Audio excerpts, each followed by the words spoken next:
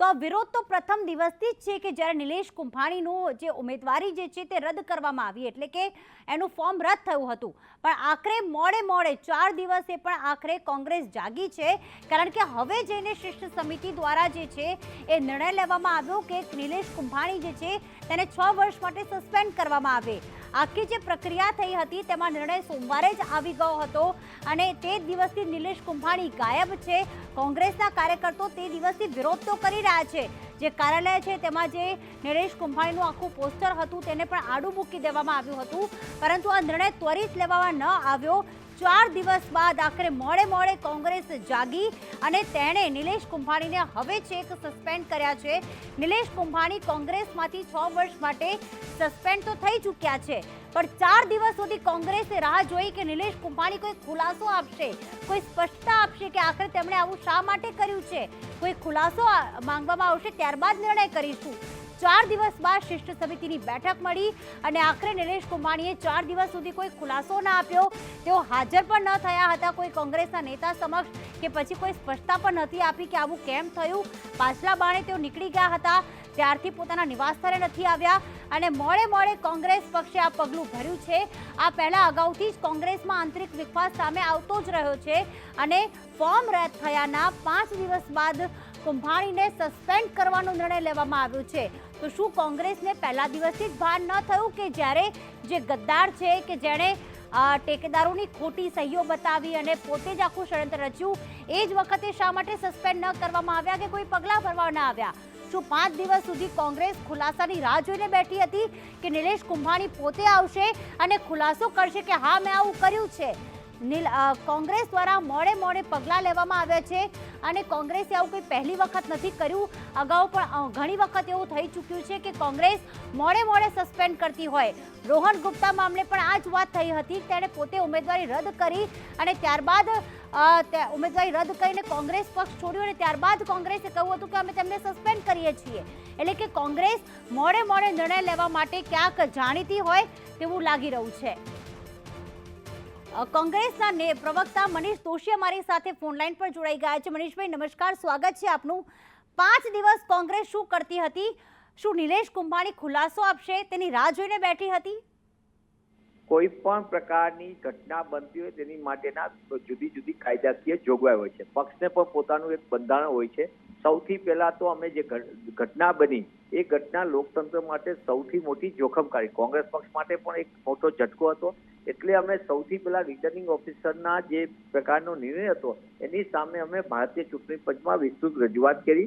એ વિસ્તૃત રજૂઆત એ કાયદાકીય રીતે અમારો અધિકાર છે ને અમે કાયદાકીય રીતે ભારતીય ચૂંટણી પંચ રજૂઆત કરી અને સાથે પક્ષની અંદર પણ શિસ્ત સમિતિ હોય ને, પક્ષની શિસ્ત સમિતિએ તમામ પાસાઓને એની સ્થાનિક કક્ષાએ અમે પ્રયત્ન કર્યો કે નિલેશ કુંભાણીને એને ખુલાસો પૂછવામાં આવે, પણ તેમને બે જવાબદારી પહોંચીને પક્ષને કરેલું નુકસાન એમને જાણી જોઈને કર્યું. શું કૃત્ય કે એની તપાસ માટે બી વ્યક્તિને પૂછવા તેની સંપર્ક ન થવાને કારણે અંતે શિસ્ત સમિતિ આ નિર્ણય કરીને તેમને 6 વર્ષ માટે સસ્પેન્ડ કર્યા. મનીષભાઈ, આપને શું ખ્યાલ છે કે નિલેશ કુંભાણી આખરે છે ક્યાં?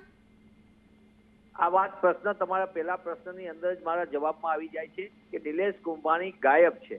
બે જવાબદારી પહોંચીને એમને પક્ષને નુકસાન કર્યું, સાથે સુરતના મતદાતાઓના વિશ્વાસ ઉપર પણ મોટો કુઠાઘાત કર્યો છે. ભારતીય જનતા પાર્ટીએ સુરતના મતદાતાઓ ઉપર તરાપ મારી છે એના મતાધિકાર ઉપર. એવા સંજોગોની અંદર નિલેશ કુંભાણીએ કરેલા કૃત્ય બદલ ભારતીય રાષ્ટ્રીય કોંગ્રેસની શિસ્ત સમિતિ છે ગુજરાતની એને તાત્કાલિકપણે નિર્ણય કરીને 6 વર્ષ માટે એને સસ્પેન્ડ કર્યા છે.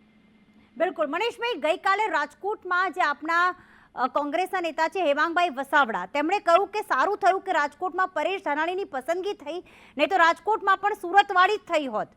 એટલે કે કોંગ્રેસના કાર્યકર્તાઓ પહેલાથી નારાજ હતા. જે સ્થાનિક કાર્યકર્તાઓ છે, સ્થાનિક આગેવાનો છે, નિલેશ કુંભાણીને ટિકિટ ન મળવી જોઈએ તેવી રજૂઆતો કરવામાં આવી હતી. તેમ છતાં સ્થાનિક કક્ષાએ કે કેન્દ્રની કક્ષાએ તેમની વાત સાંભળવામાં ન આવી અને આજે કોંગ્રેસને આ દિવસ જોવો પડ્યો. નહીં પ્રીતિ, એવું નથી હોતું. કોઈ દુર્ઘટના બને પછી ઘણા બધા પ્રકારના પાસાઓના ઘણા લોકો ઘણા જવાબ દેતા હોય છે.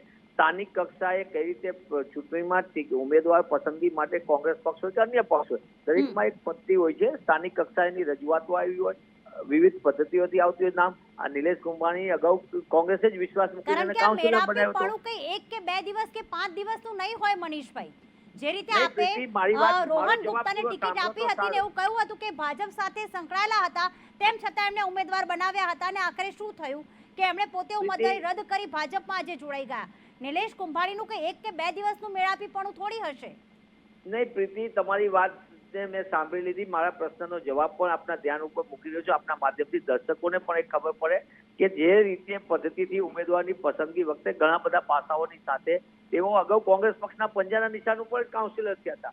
કોંગ્રેસે અગાઉ એમને વિધાનસભાની ટિકિટ આપી, કોંગ્રેસના નિશાન ઉપર ચૂંટણી લઈ રહ્યા હતા.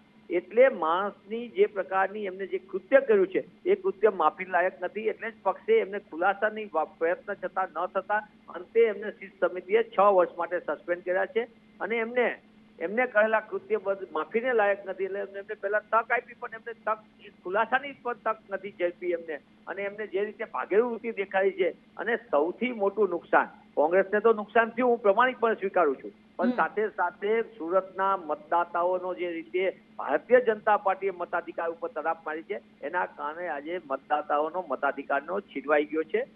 અને આ નવ યુવાનો જે પહેલી વખત મતદાન કરતા હોય તેમને પણ આ અધિકાર છીનવાઈ ગયો છે. એ આપણા સૌના માટે ચિંતાનો વિષય છે. બિલકુલ, આભાર મનીષભાઈ સંદેશ ન્યૂઝ સાથે વાત કરવા બદલ.